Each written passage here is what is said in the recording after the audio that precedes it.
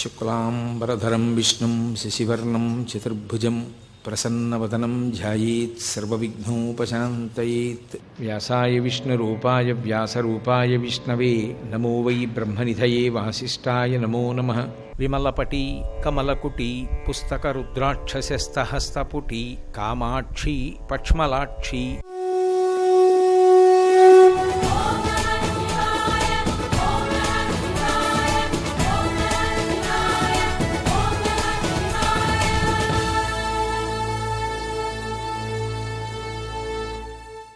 దేశే దేశే కళత్రాణి దేశే దేశే చ బాంధవ. ఎంత మా ఆవిడన్నా ఎంత మా పిల్లలన్నా అసలు అగ్ని పరీక్ష వస్తే దీని మీద ఉన్న మోహం వాళ్ళ మీద ఉండదు. ఇది నాది అన్న అభిమానంతో ఉంటాడు. శిథిలమైపోయిన ఇల్లోటి ఉంటుంది, కానీ ఇది ఫలానా వారికి చెందినది అని అక్కడ ఒక ఫలకం తగిలిస్తారు, ఎవరో దాన్ని ఆక్రమించేయకుండా. అలా నాది అన్న అభిమానం పెంచుకుని నిలబడుతుంది ఆ వాయువు. అది కర్త అంటే తనూభవుడు. కొడుకు చేసిన హోమానికి వదిలిపెట్టి వెళ్ళిపోతుంది. దాన్ని వ్యానవాయువు అంటారు.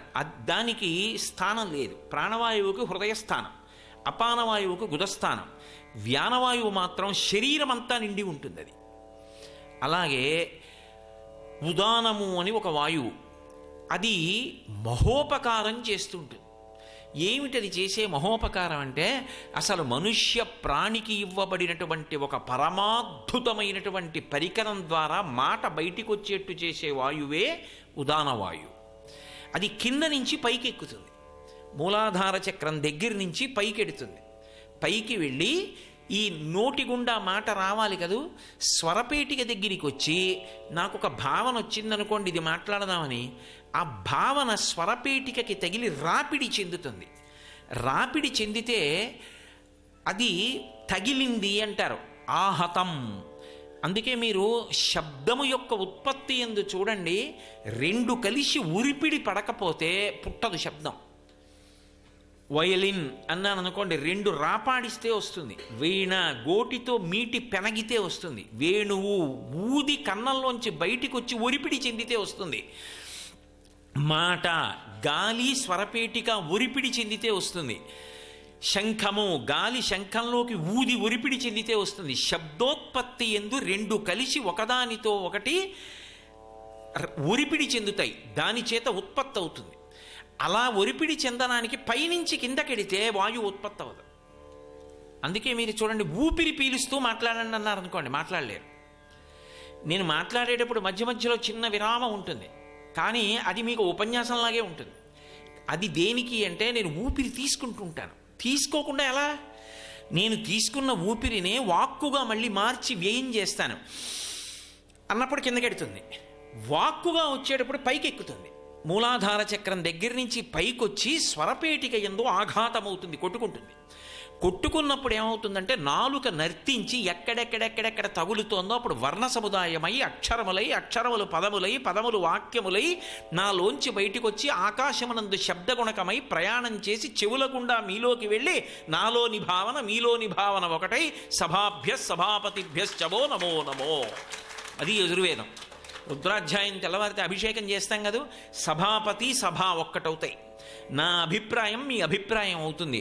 ఓ ఈయన ఇది చెప్పారు, మీరు గుర్తించి సంతోషిస్తారు. సభాపతి శివస్వరూపం, సభ శివస్వరూపం. రెండు శివుళ్ళు ఒక్క శివుడు అయిపోతున్నాయి. దేని చేత? శబ్దము చేత. కాబట్టి అలా శబ్దమును ఉత్పత్తి చేస్తాడు, దాని చేత తరించిపోతాడు. అందుకే శబ్ద బ్రహ్మమయీ చరాచరమయీ జ్యోతిర్మయీ వాంగ్మయీ. కదలికల చేత వచ్చేవన్నీ అమ్మవారు. ఆ కదిలితే తప్ప శబ్దం రాదు. కదిలినంతసేపు ధర్మం అమ్మవారు. కదలికలు లేకుండా మౌనంలో అనుభవిస్తే శివం. ఇప్పుడు ఆ వాయు రూపంలో, ఉదాన వాయు రూపంలో స్వరపేటిక నుండి వాగ్రూపంగా పైకొస్తాడు. నేను రామా అన్నాను అనుకోండి, ఆ రెండు అక్షరాలు పలికినందుకు నా పాపరాశి ధ్వంసం అవుతోంది. నమ్మకం ఉండి పలికితే. అంటే నా ఉద్దేశం పాపాలు చేస్తుండడం రామనామం చెప్పండి అని కాదు నేను ప్రతిపాదిస్తున్నది. అయ్యయ్యో తెలియక చేశానే, ఇంక చెయ్యకూడదని పశ్చాత్తాపం పొంది అన్నది అందులో అంతర్లీనం. అంతేగాని అన్నమాట ఒకటి పట్టుకోమని కాదు నా ఉద్దేశం. కాబట్టి ఒక భగవన్నామం పలకడానికి నాకు స్వరపేటికైన ఆధారం, ఓ మంచి మాట మాట్లాడాలంటే స్వరపేటికైన ఆధారం, నాకు తెలిసిన విషయం ప్రతిపాదించాలంటే స్వరపేటికైన ఆధారం. ఆ స్వరపేటికలోంచి మాట రావాలంటే వాయుతో అది ఘర్షణ పొందాలి. అది కింద నుంచి పైకెక్కుతుంది, పైకెక్కి స్వరపేటికకి తగిలి వాక్కుగా పైకొస్తోంది. అది కంఠమునందు నిలబడుతుంది ఉదానమన్న వాయువు. అందుకే మీరు చూడండి, ఇక్కడ మాట్లాడుతున్నప్పుడు ఇలా వేలు కానీ ఏదైనా పెడితే మీకు ఒక రకమైనటువంటి ఆ ప్రకంపన తగులుతుంది. అది ఎందుకు తగులుతుంది అంటే, మీరు మాట్లాడడం ఆపి వేలుంచండి, ప్రకంపన ఉన్నది. ఇప్పుడు చేయకండి, ఇంటికి వెళ్ళి చేసుకోండి. ఇలా పెట్టారనుకోండి, ప్రకంపన తగులుతుంది. అంటే అది వాయువుతో స్వరపేటిక ఘర్షణ పొందుతోంది. అది ఏం చేయలేదనుకోండి, ప్రకంపనం ఉండదు, అంటే ఘర్షణ లేదు. అది అలా వాగ్రూపంగా మారేటటువంటి అనుగ్రహాన్నిచ్చి ఎన్ని మాటలు మాట్లాడి ప్రశాంతత పొందుతున్నామండి. ఆ మాటలు మాట్లాడే పాపం కూడా మూట కట్టుకుంటాం. పావలా ఖర్చు లేదుగా, ఏవైనా మాట్లాడేయచ్చు. కానీ లెక్క పెట్టేవాడు ఉన్నాడని గుర్తుపెట్టుకోవాల్సి ఉంటుంది. తేలికగా పుణ్యం, తేలిగ్గా పాపం. దాంతో ఏది ఏమైనప్పటికీ వాగ్రూపంలో మనుష్యుడు మాట్లాడడానికి అనుగ్రహిస్తున్నటువంటి వాయువుగా కంఠమునందు నిలబడేటటువంటి పరమశివ స్వరూపానికి ఉదాన వాయువు అని పిలుస్తారు. ఇప్పుడు చెప్పండి, ఇవాళ ఉదయం నిద్రలేచి నుంచి రాత్రి వరకు ఆయన వలన ఎన్ని ఉపకారాలు పొందాను. అందుకే ఆఖరణ అంటే ఇక నిద్రలోకి వెళ్ళిపోయే ముందు నిద్రాకాలిక సుఖాన్ని ఇచ్చేవాడు కూడా ఆయనే. మళ్ళీ స్వల్పకాలికలయం అంటారు. నేను మంచి పరుపెక్కితే నిద్ర పట్టదు, గాలేస్తే నిద్ర పట్టదు, ఆలౌట్ పెట్టుకుంటే నిద్ర పట్టదు. దేనికి నిద్ర పడుతుందంటే శివానుగ్రహం కలిగితే నిద్ర పడుతుంది. ఎక్కడున్నా నిద్ర పడుతుంది. కొంతమంది అదృష్టవంతులు ఉంటారు, కారు ఎక్కినా రైలు ఎక్కినా ఈ స్టేషన్లో దిగిపోయి ఆ స్టేషన్కి వెళ్ళిపోతూ ఉంటారు. ఎక్కడికి వెళ్ళినా నిద్రపోతారు. ప్రవచనాల్లో నిద్రపోతారు, కచేరీల్లో నిద్రపోతారు. అదృష్టం మాట్లాడుతూ కూడా నిద్రపోయే వాళ్ళు ఉంటారేమో, నాకు తెలియదు. అది శివానుగ్రహం, స్వల్పకాలిక లయం. పడుకుంటే నిద్ర పట్టాలి అంటే శివానుగ్రహం ఉంటే తప్ప నిద్ర పట్టదు. అందుకే పరమ కృతజ్ఞత ఆవిష్కరించడానికి నిద్రపోతూ మంచం మీద పడుకునిపోయే ముందు 11 మాటలు శివనామని చెప్తారు. శివ శివ శివ శివ అని 11 మాటలు చెప్తారు. ఇన్ని కదలికలనిచ్చి గాలి రూపంలో నన్ను అనుగ్రహించావు, నీకు నేను కృతజ్ఞత చెప్తున్నాను. ఇక్కడతో సరిపోలేదు, దీని మీదకి శరీరం చేర్చి అలా ఉంచుతాను. అంటే దాని ఉద్దేశం నిద్ర పట్టేయడానికి నేనేం కొనుక్కురాలేదు. ఆయన అనుగ్రహం కలిగితే నిద్రాకాలిక సుఖాన్ని పొందుతాను. నిద్రా సమాధి స్థితి సంచార పదయో ప్రదక్షిణ విధి స్తోత్రాణి సర్వా గిరః యజ్జత్ కర్మ కరోమి తత్తదకిలం శంభో తవారాధనం అంటారు శంకర భగవత్పాదులు. అది తెలుసున్నప్పుడు నువ్వు ఏ పని చేస్తున్నా శివుడితో అనుసంధానం అవుతూ ఉంటావు. పైగా ఇది విరాట్ స్వరూపం శివుడిది అయినప్పుడు ఆ విరాట్ స్వరూపమునందే ఈ పిండాండము కూడా ఉంది, బ్రహ్మాండమునందు. ఇప్పుడు ఆయనలో నువ్వున్నావు, సముద్రమునందు కెరటం ఉన్నట్టు.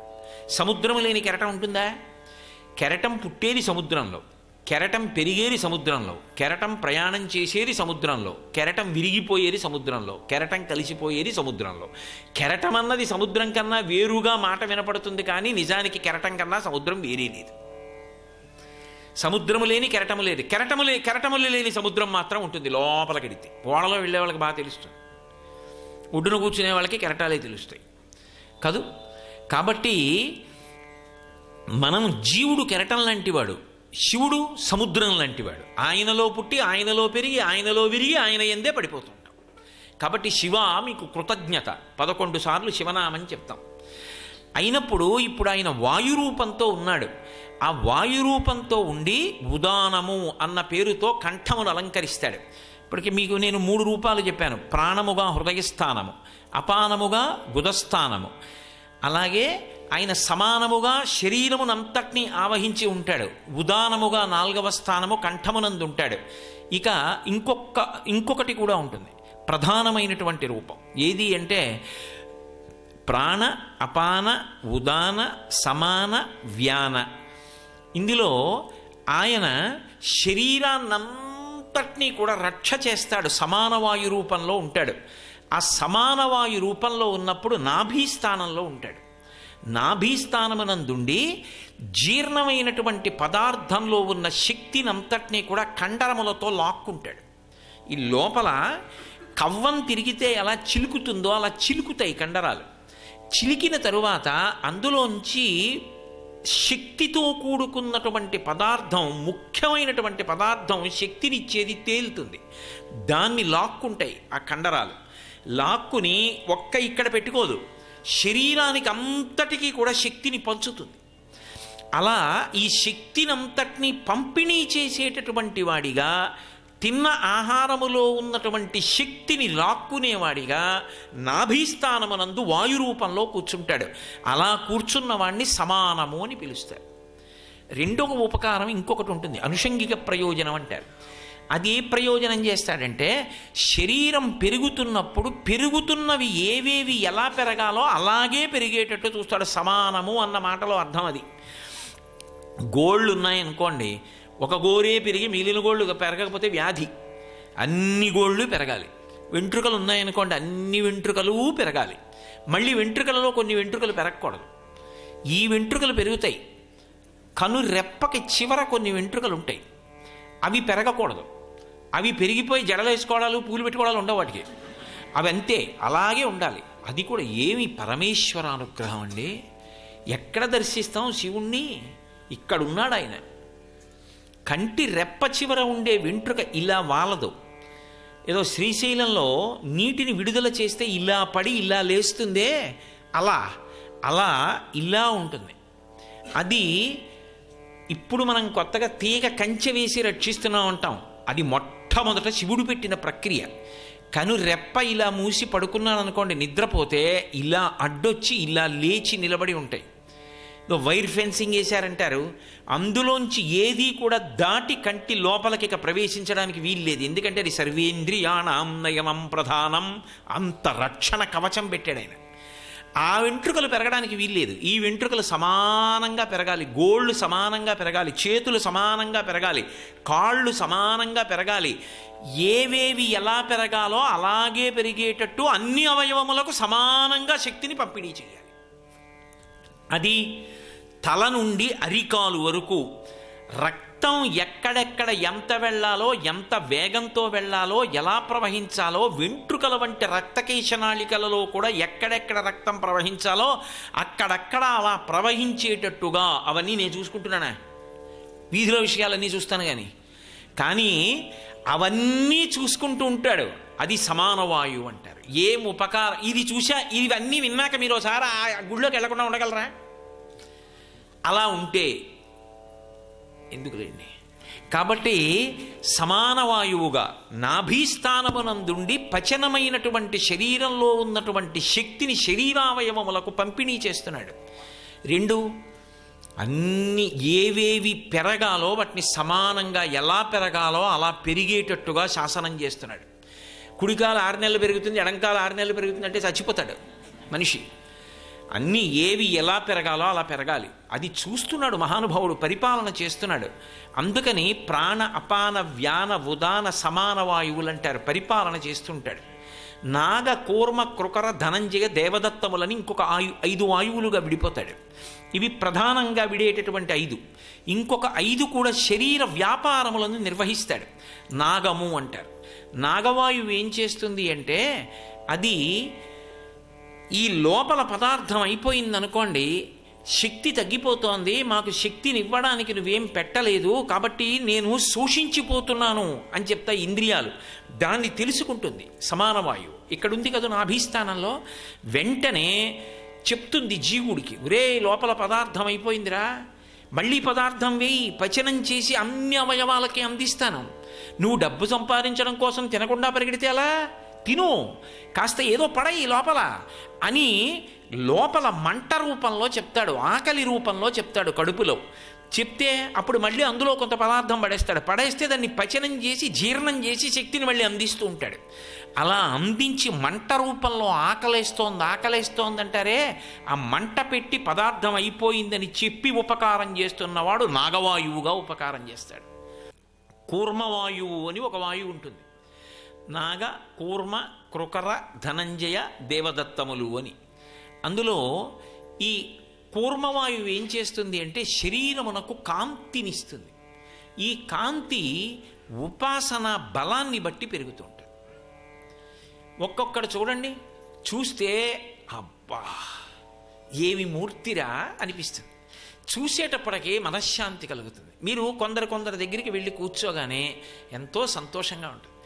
5 నిమిషాలు కూర్చుందాం అనుకున్నవాడు ఇంకో 10 నిమిషాలు కూర్చుంటాడు. మీరు అందుకే చూడండి, అది ఆకర్షణ శక్తి. అది దేనివల్ల వస్తుంది అంటే దైవ సంబంధంగా వస్తుంది. ఒక్కొక్కరు శరీరంతో ఉన్న కాలంలో ఒక్కొక్క ఇల్లు తీర్థయాత్రా స్థలంగా ఉంటుంది. ఆ ఇంటికి బారులు తీరి పెడతారు. వెళ్ళి అన్ని 100 మంది దర్శనం చేసుకుని ఒక దేవాలయానికే వెళ్ళామన్న అనుభూతిని వారు ఒక్క మాట మాట్లాడితే, అబ్బా మహానుభావుడు ఇవాళ నన్ను పన్నెత్తి పలకరించారండి, ఏమి ప్రేమండి, ఎంత బాగా మాట్లాడతారండి, ఒక్క మాట మాట్లాడితే ఎంతో సంతోషపడిపోతారు. అసలు మాట్లాడక్కర్లేదు, ఆయన్నోసారి చూస్తే చాలు ఎంత సంతోషం, ఆయనోసారి ముట్టుకుంటే చాలు ఎంత సంతోషం. అది ఎక్కడిది అంటే కూర్మవాయువు. ఆ వాయువు ఏం చేస్తుందంటే భగవంతుడికి ఎంత దగ్గరగా జరుగుతున్నాడో అంత కాంతిని వెదజల్లుతుంది. ఆరా అంటూ ఉంటారు. మనకి ఇప్పటికీ ఒక అలవాటు ఉంది, భగవంతుని యొక్క మూర్తులు మహాత్ముల యొక్క మూర్తులను చిత్రములను గీసినప్పుడు చుట్టూ కాంతి వలయం గీస్తారు. ఆ కాంతి వలయంగా ఆ భగవత్ సంబంధమైన ఆకర్షణ, దాన్ని దుర్వినియోగం చేయకూడదు, చెయ్యరు కూడా పెద్దలు. అలా ఉంచగలిగినటువంటి శక్తిగా పైకి కాంతిగా ప్రకటనమవుతుంది. వాక్కుని ఆశ్రయించి యోగిగా నిలబడుతుంది. ఆయన అన్నమాట నిజమవుతుంది. అది దాన్ని ఈశ్వరుడు నిజం చేస్తాడు. ఆయన నిజం చేయడం, ఆయన నిజం పలకడం కాదు, ఆయన అన్నది ఈశ్వరుడు నిజం చేస్తాడు. దాన్ని యోగి వాక్కు అంటారు. ఆయన ఓ మాట అన్నాడు అనుకోండి, ఈశ్వరుడు దాన్ని నిజం చేసేస్తాడంతే. అదిగో ఆ శక్తిని కట్టబెట్టేటటువంటి వాయువు ఏదుందో దాన్ని కూర్మవాయువు అంటారు. ఇక కృకరవాయువు, ధనంజయ వాయువు, దేవదత్తము అని ఇంకొక 3 వాయువులు ఉంటాయి. ఇందులో నాగము ఆకలి వేసినట్టే, కూర్మము కాంతినిచ్చినట్టే, కృకరము ఏం చేస్తుంది అంటే నిద్రపోరా నిద్రపోరా నిద్రపోరా అని దేవదత్తము చెప్పినట్టే అన్నం ఎక్కువ తినేస్తున్నాను అనుకోండి, ఎందుకంటే 3వ వంతు మాత్రమే నింపాలి అని వేదం. కడుపులోకి తినేటప్పుడు కడుపు నిండిపోయేటట్టుగా తినకూడదు అని చెప్తుంది వేదం. 3వ వంతు ఘనానికి ఇవ్వాలి, అన్నానికి. ఇంకొక 3వ వంతు నీటితో నింపాలి. 1 వంతు ఖాళీ వదిలిపెట్టాలి గాలికి.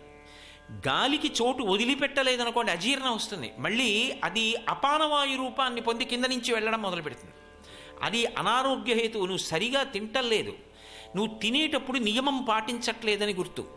మౌనంగా తినాలి, పరిమితంగా దైవర్పితమైన ఆహారం, సాత్విక ఆహారం 3వ వంతు ఖాళీ విడిచిపెట్టి తినాలి.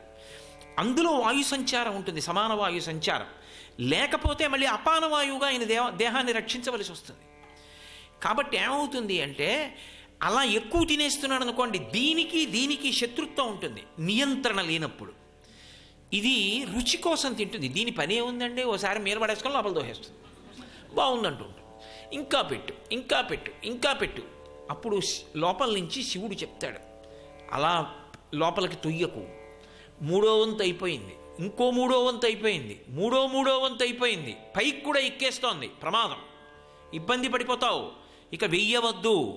త్రేణుపు రూపంలో చెప్తాడు. త్రేణుపు వచ్చిందంటారు. ఆ త్రేణుపు వచ్చిందనుకోండి, మొదటి త్రేణుపు వచ్చింది అంటే నువ్వు పరిసమాప్తం చేసేయడం మొదలుపెట్టేయాలి. లేదా నీకే అవగాహన ఉండాలి, ఇంత తింటే నా కడుపు నిండిపోతుంది, 2-3 వంతుళ్ళు పూర్తయిపోతాయని. తప్ప దీనికి లొంగిపోయి తినేయకూడదు. అదే అన్నమే పడగొట్టేస్తుంది అనడానికి కారణం అక్కడే వస్తుంది. దీనికి లొంగకుండా తినడం అలవాటు ఉన్నవాడు పడడు అంటే ఉన్నన్నాళ్ళు ఆరోగ్యంతో ఉంటాడు జాగ్రత్తగా. కాబట్టి దీనికి విరుద్ధం కదూ. అప్పుడు నియంత్రణ చేస్తాడు ఉపకారం చేయడానికి, త్రేణుపు రూపంలో చెప్తాడు. ఆ త్రేణుపు రూపంలో చెప్పినప్పుడు ఒక్కొక్కసారి ఏం చెప్తారంటే నాగము త్రేణుపు, కృకరము ఆకలి, ఈ 2 పరస్పరము సంబంధం కలిగినటువంటి వాయువులు. ఏమీ లేనప్పుడు తినమని మంట రూపంలోనూ చెప్తాడు, ఎక్కువైపోతే త్రేణుపు రూపంలోనూ చెప్తాడు. మొదటి త్రేణుపు పరమభాగవతోత్తములది వినపడగానేట ఇంట్లో ఉన్నటువంటి ఈశ్వరుడు పరమ ప్రశాంతత పొందుతాడు. ఇంట్లో పూజ చేయడం చేత కాదు ఆయన సంతోషం. పరమ భాగవతోత్తముడొకడు ఇంటి లోపలికి వచ్చాడు అనుకోండి, ఆయన ఎగిరిగిరి చూస్తాట పైకి, వీడు వచ్చాడు రా, ఇన్నాళ్ళకి నన్ను నమ్ముకున్నవాడు వచ్చాడు రా ఇంట్లోకి, ఇన్నాళ్ళకి కదరా తీసుకొచ్చావు అని పొంగిపోతాట. ఆయన వచ్చి తిని త్రేణుపు వచ్చిందనుకోండి, పరమేశ్వరుడు ఆనందంతో పొంగిపోతాట. వాడి కడుపు నిండా తిన్నాడు రా ఇవాళ ఇక్కడ, అందుకే ఒక ఇంటి అభివృద్ధి దేని మీద ఆధారపడుతుంది అంటే ఇంటికొచ్చి తిన్న అతిథి యొక్క త్రేణుపు మీద ఆధారపడుతుంది. అలాగని కుక్కేయకూడదు, మళ్ళీ మాకు దొరుకుతారు ఏంటండి అని అదే పనిగా పెట్టేయకూడదు, వాడు భయపడిపోయేటట్టు ఆయన ఆరోగ్యం పాడైపోతుంది. కాబట్టి ఆ త్రేణుపంత గొప్పది. ఇంట లక్ష్మి దేనికి నిలబడుతుంది అంటే శాస్త్రం ఓ మాట చెప్పింది, ఆ ఇల్లు అభ్యున్నతిని పొందుతుంది, ఇంట్లో ఉన్న వాళ్ళు క్షేమంగా ఉంటారు అనడానికి ప్రధాన కారణం ఏమిటో తెలుసా? మా ఇంట్లో కాళ్ళు కడిగారంటారు. అన్నం తిని వెళ్ళిపోవడం కాదు, కాళ్ళు కడుక్కోవాలి. భోజనం చేసిన తర్వాత ఇంట్లో కాళ్ళు కడిగి వెళ్ళాలి. ఇంట్లో కాళ్ళు కడుక్కోవడానికి చోటు లేదనుకోండి, మీ ఇంట్లో కాళ్ళు కడుక్కోవడానికి చోటు లేదు కదండి అని వెళ్ళిపోకూడదు. చేతులు కడుక్కోవడానికి మాత్రం చోటు ఉంటుంది ఖాయంగా కదా. అప్పుడు ఏం చేయాలంటే చేతులు కడుక్కొని ధార చేత్తోటి కొద్దిగా బొటన వేళ్ల మీద పోసుకోవాలి. బొటన వేళ్ల మీద పోసుకుని వెళ్ళాలి, పాదముల యొక్క బొటన వేళ్ల మీద. అలా పోసుకుంటే కాళ్ళు కడుక్కున్నట్టే.